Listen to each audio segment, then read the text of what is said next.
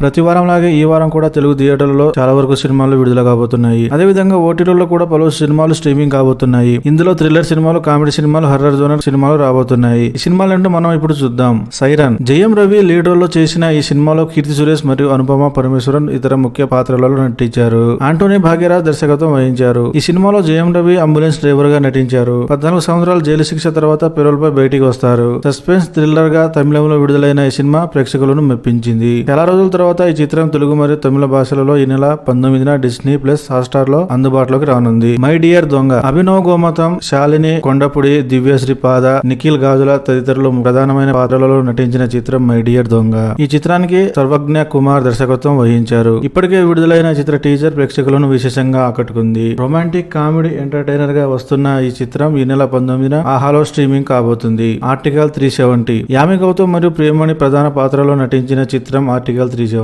జమ్మూ కాశ్మీర్ లో కేంద్ర ప్రభుత్వం ఆర్టికల్ 370 రద్దు చేసిన తర్వాత ఏం జరిగింది అనే అంశంతో తెరకెక్కిన ఈ సినిమా థియేటర్లో విడుదలై మంచి విజయాన్ని అందుకుంది. ఈ నెల 19న జియో సినిమాలో ఈ చిత్రం స్ట్రీమింగ్ కాబోతుంది. సైలెన్స్ 2. మనోజ్ బాజ్పాయ్, ప్రాచి దేశాయ్, సాహిల్ వైట్, ఫరుల్ గులాటి ప్రధాన పాత్రలలో నటించిన చిత్రం సైలెన్స్. గతంలో వచ్చిన మొదటి పార్ట్ సూపర్ హిట్ అవడంతో ఈ పాటు సీక్వెల్ గా తెరకెక్కించారు. ఈ చిత్రం ఈ నెల 16 నుంచి G5 లో స్ట్రీమింగ్ కాబోతుంది. వీటితో పాటు పలు ఇంగ్లీష్ వెబ్ సిరీస్ లు, పలు ఇంగ్లీష్ సినిమాలు స్ట్రీమింగ్ కాబోతున్నాయి.